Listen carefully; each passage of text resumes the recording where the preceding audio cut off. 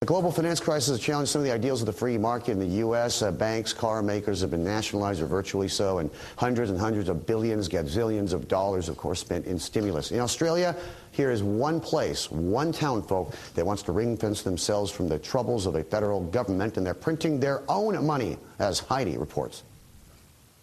Welcome to Maleny, a small Australian country town with its own answer to the global financial crisis.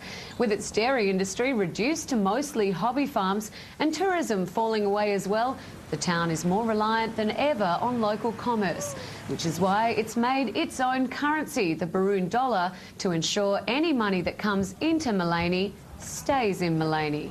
It has the same legal status as a gift voucher in a store gift voucher, which everyone knows about, but it will be exchanged on exactly the same basis as Australian dollars. So one Baroon dollar will purchase $1 worth of goods.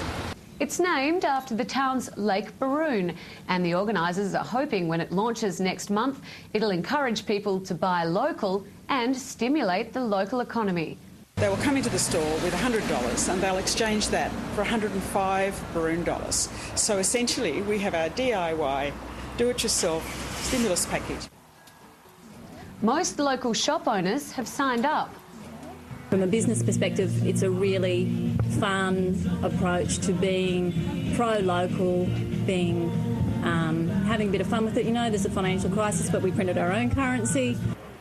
It's a novel approach, but some businesses are well aware of the practicalities. We can't accept all payment in Baroon dollars because we've got gas bills to pay, and our gas operator isn't going to accept Baroon dollars. The town of Maleny is modelling their currency on a US example.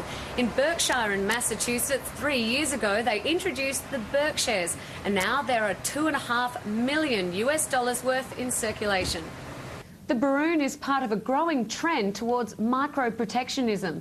The UK will get its third complementary currency, the Brixton pound, in September this year. If one community does it, there's no great impact. But if everyone does it, it could actually have a negative impact because it stops the flow of trade between areas.